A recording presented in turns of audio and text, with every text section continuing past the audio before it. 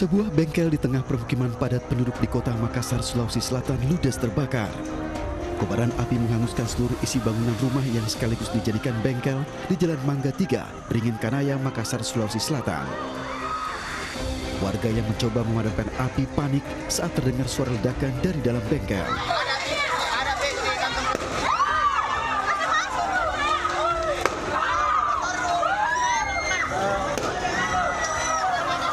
Api semakin membesar akibat banyaknya material barang yang mudah terbakar. Ini ada berapa unit Pak mobil yang terbakar Pak? Satu. Motor ada berapa Pak? Motor satu, sepeda satu, ala hidrolik satu, yang lainnya barang bengkel. Nah, api akhirnya berhasil padam setelah 5 unit mobil pemadam kebakaran dikerahkan ke lokasi. Tidak ada korban jiwa dalam peristiwa ini, sementara kerugian akibat kebakaran ditaksir mencapai ratusan juta rupiah.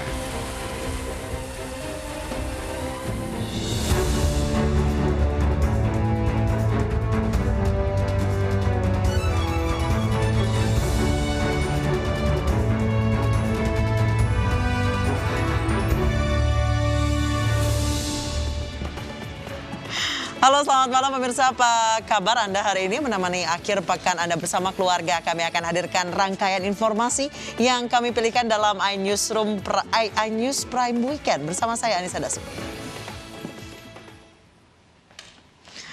Pemirsa, informasi pertama ini terkait jatuhnya pesawat Rimbun Air di Papua. Jenazah mekanik Rimbun Air Utra Iswahyudi tiba di rumah duka di Balikpapan, Kalimantan Timur. Tangis haru mewarnai kedatangan jenazah sebelum dimakamkan.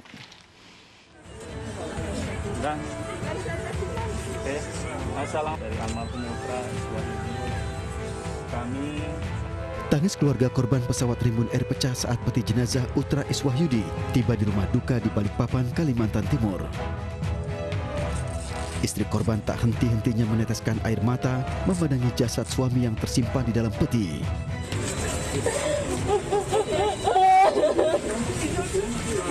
lima menit ya, Bersama kerabat dan tetangga serta kolega, jenazah disolatkan sebelum dimakamkan. Apa ya, nggak bisa dikata-kata. Sudah, saya udah ikhlas. Keluarga ikhlas juga. Saya udah ikhlas.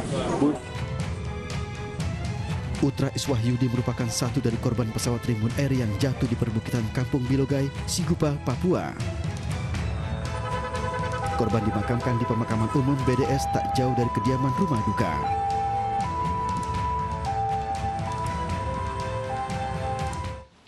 Masih dari Papua, pemirsa, Kapolres Mimika memastikan tidak ada penembakan kendaraan milik PT Freeport Indonesia di Mile 61 Jumat kemarin. Menurut Kapolres, lubang yang ada di kendaraan itu bisa saja terkena percikan batu. Polisi telah memeriksa sejumlah saksi yang berada di lokasi termasuk sopir dan anggota yang mengawal kendaraan.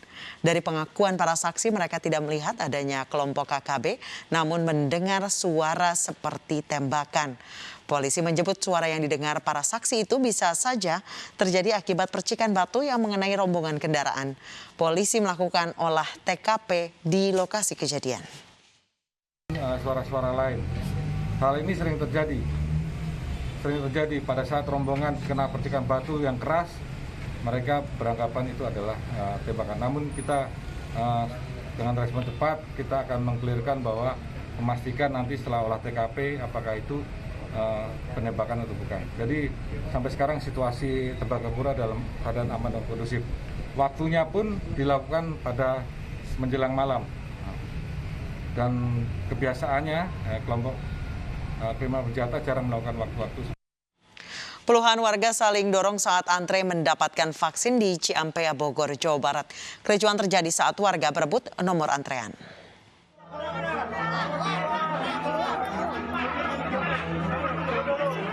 Aksi saling dorong dan kericuan tak terhindarkan saat puluhan warga berebut nomor antrian vaksinasi COVID-19 dosis pertama di Desa Tegalwaru, Ciampea, Kabupaten Bogor, Jawa Barat. Mereka berebut mendapatkan giliran untuk divaksin dosis pertama. Akibatnya terjadi kerumunan antrean warga. Ngantri apa? Antri buat divaksin. Oh, mau divaksin. Ya. Udah berapa lama Ibu ngantri? Kenapa? Udah berapa lama Ibu ngantri? Udah ada 1 jam. Sekitar 500 dosis vaksin disiapkan oleh Polres Bogor yang bekerja sama dengan pemerintah Desa Tegalwaru.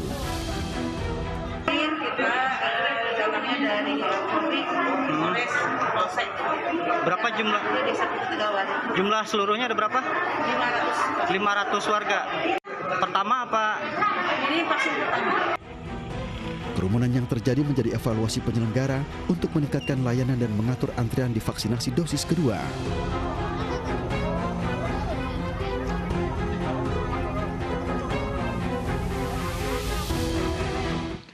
Nekat beroperasi di masa PPKM, 2 tempat hiburan malam di Bekasi, Jawa Barat terjaring razia. Dari lokasi, polisi mengamankan belasan warga negara asing.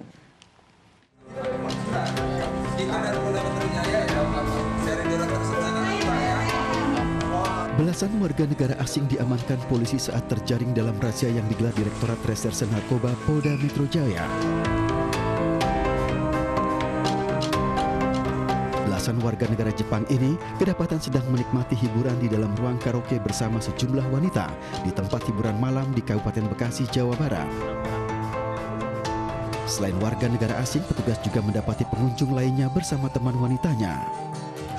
Pada pengunjung, polisi memeriksa identitas dan barang bawaan. Swab antigen juga dilakukan bagi seluruh pengunjung tempat hiburan. Pada hari ini kita adakan razia di daerah Bekasi Kabupaten, di mana ada 2 karaoke yang buka, yaitu Infinity dengan Event, ya. Semua aktif, ya, dan minuman juga keduanya pun dicurigai minuman yang tidak berizin. Maka kita bawa ke Polda untuk minumannya untuk disita di sana. Kita akan sita dari bawa ke sana. Dari lokasi, polisi menyita sejumlah minuman keras yang tidak memiliki izin edar. Sanksi langsung diberikan dengan menyegel 2 tempat hiburan dengan memasang garis polisi.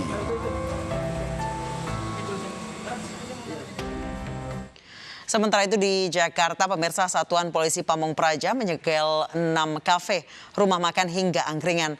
Penyegelan dilakukan karena melebihi jam operasi di masa PPKM level 3. Razia kerumunan di masa PPKM level 3 digelar Satpol PP di sejumlah lokasi di wilayah pemerintah kota Jakarta Barat. Razia digelar karena terjadi kerumunan di jam batas operasi. Tak hanya kafe, razia juga menyasar rumah makan dan angkringan yang menjadi lokasi kerumunan. Untuk memberi efek jera, petugas menyegel lokasi yang melanggar ketentuan. Total terdapat 6 tempat yang disegel Pol PP Jakarta Barat. Kita mengecek tempat-tempat usaha yang melebihi jam waktu operasionalnya maupun tadi membubarkan beberapa tempat-tempat yang ada kerumunan. Ada berapa tempat yang disegel? Sampai dengan malam hari ini kami melaksanakan pengawasan sekaligus penindakan ada di 6 tempat. Selain penyegelan, sanksi denda bagi kafe, rumah makan, dan angkringan juga diberikan termasuk pengunjung yang tidak mentaati protokol kesehatan.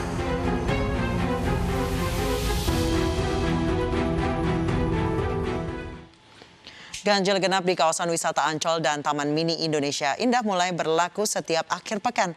Sistem ganjil genap diberlakukan untuk mengurangi kerumunan seiring dibukanya kembali objek wisata di masa PPKM level 3. Penerapan sistem ganjil genap menuju kawasan wisata mulai diberlakukan sejak Jumat 17 September 2021 kemarin.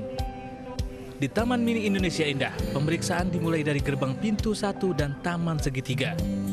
Ganjil genap berlaku bagi kendaraan roda 4. Ganjil genap berlaku di akhir pekan, dimulai hari Jumat, Sabtu hingga Minggu, mulai pukul 12 siang sampai pukul 6 sore. Selain di Taman Mini, pemberlakuan ganjil genap juga berlaku di kawasan Ancol, Jakarta Utara. Pemeriksaan dimulai dari pintu masuk. Bagi kendaraan yang melanggar ketentuan, maka langsung diputarbalikkan. Pihak pengelola memberikan kelonggaran bagi pengunjung yang terlanjur membeli tiket secara online. Pengunjung dapat mengatur ulang jadwal berkunjung selama 3 bulan ke depan. Dan pemirsa, untuk mengetahui kondisi suasana di lokasi wisata, ada rekan Vito Erlangga di kawasan Puncak Bogor, Jawa Barat. Selamat malam, Vito. Vito, sejauh ini seperti apa kondisi di Simpang Gadok tempat Anda melaporkan? Apakah masih terjadi kepadatan?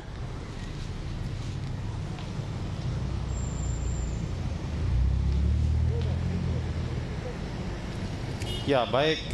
Anissa dan pemirsa, dapat kami laporkan bahwa memang hingga Sabtu petang saat ini arus lalu lintas masih didominasi oleh kendaraan dari arah Jakarta menuju ke kawasan Puncak Bogor.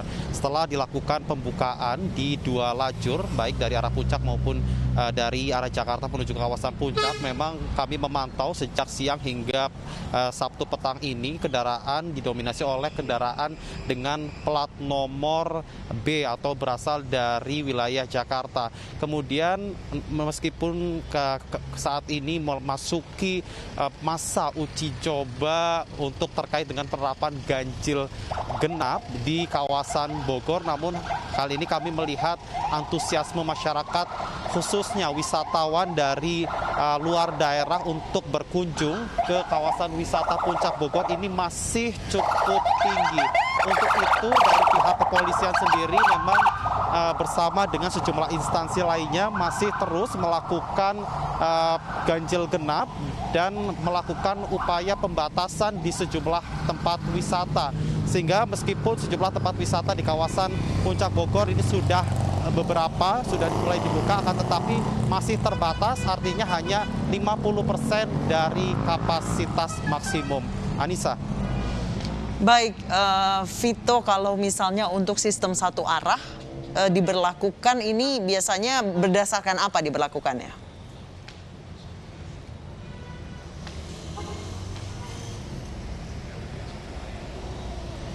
Ya, Anissa dan pemirsa, untuk pemberlakuan mekanisme rekayasa lalu lintas berupa one way atau satu arah sendiri sudah diterapkan oleh Satlantas Polres Bogor pada sekitar pukul 13.30 hingga pukul 15.30 atau sekitar 2 jam. Dan tadi untuk pemberlakuan rekayasa lalu lintas ini memang menimbang dari kepadatan di kawasan wisata Puncak Bogor. Memang berdasarkan keterangan dari Kasatlantas Polres Bogor sendiri, pihaknya menyebut untuk penerapan rekayasa lalu lintas berupa one way ini dilakukan secara situasional melihat dengan kondisi kepadatan di kawasan wisata Puncak Bogor.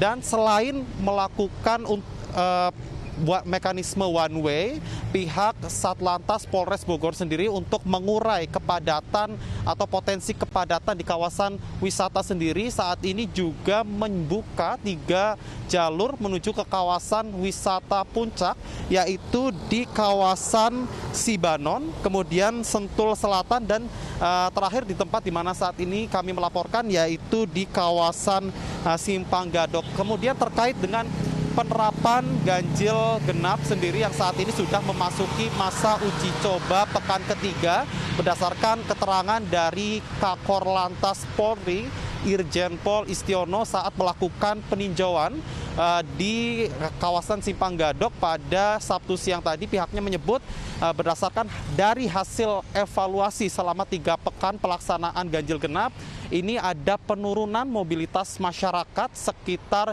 25%. Kemudian berdasarkan keterangan dari Menteri Perhubungan Budi Karya Sumadi yang tadi juga ikut melakukan peninjauan, pihaknya menyebut untuk ganjil genap ini akan terus diberlakukan dalam masa PPKM level 3 dan akan ditetapkan menjadi peraturan menteri yang akan mulai diterapkan pada pekan depan. Maka dari itu, dengan adanya penerapan ganjil genap di sejumlah tempat wisata yang berpotensi menimbulkan kerumunan di seluruh wilayah Indonesia ini diharapkan bisa meminimalisir penyebaran virus COVID-19 khususnya di wilayah-wilayah yang saat ini memberlakukan PPKM level 3. Anissa. Baik, Vito, untuk pemberlakuan ganjil genap ini hanya berlaku bagi plat di luar plat F atau plat Bogor atau semua plat kendaraan. Dan kemudian setelah diberlakukan ganjil genap, apakah masih ada pemeriksaan antigen dan juga sertifikat vaksin?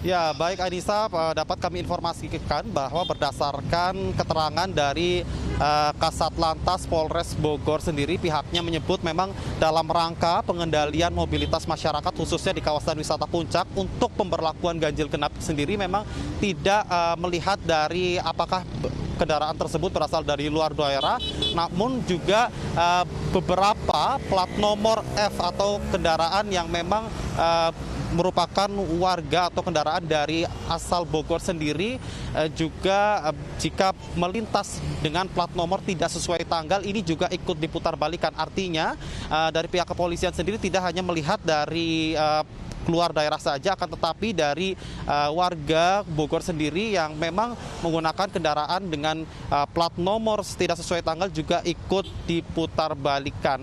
Kemudian terkait tidak hanya pemeriksaan plat nomor kendaraan saja, setelah mendapatkan pemeriksaan plat nomor untuk kendaraan yang diperbolehkan melintas ini juga akan diperiksa terkait dengan kepemilikan STNK. Hal ini untuk mengantisipasi adanya penggunaan plat nomor palsu. Selain itu juga wisatawan masih diwajibkan untuk membawa sertifikat vaksin selama melakukan aktivitas wisata di kawasan Puncak Bogor. Kembali ke studio.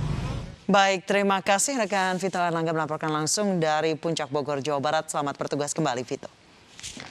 Pemirsa, setelah resmi mendapat izin dari Kemenparekraf, Candi Prambanan hari ini kembali dibuka bagi pengunjung.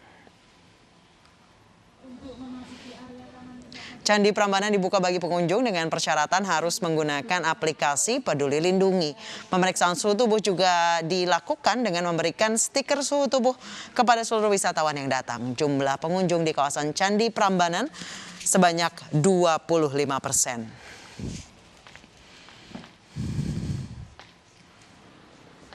Sementara itu, objek wisata Kebun Binatang Gembira Loka Yogyakarta hari ini juga dibuka untuk umum. Pengunjung yang datang harus menggunakan aplikasi Peduli Lindungi. Suasana Kebun Binatang Gembira Loka masih terlihat sepi dari pengunjung dan warga yang datang harus sudah divaksin dan menunjukkan aplikasi Peduli Lindungi. Selain itu, sebelum masuk, pengunjung juga harus dicek suhu tubuhnya dan tetap harus menjalankan protokol kesehatan. Pihak pengelola Kebun Binatang Gembira Loka belum memperbolehkan anak-anak berusia di bawah 12 tahun masuk ke area kebun binatang. Kan masih kecil, usia 7 tahun sama 3,5 tahun itu kan belum divaksin. Seperti apa suasana di Yogyakarta di masa PPKM level 3 ini, kita tersambung dengan rekan Galih Wisma yang berada di kawasan Malioboro, Yogyakarta. Selamat malam, Galih. Ya, selamat malam. Apakah saat ini suasana di Malioboro sudah berangsur normal? Ya, perlu kita lihat di belakang saya bahwasannya malam ini suasana Malioboro memang tampak ramai sejak diberlakukannya PPKM level 3 di daerah istimewa Yogyakarta.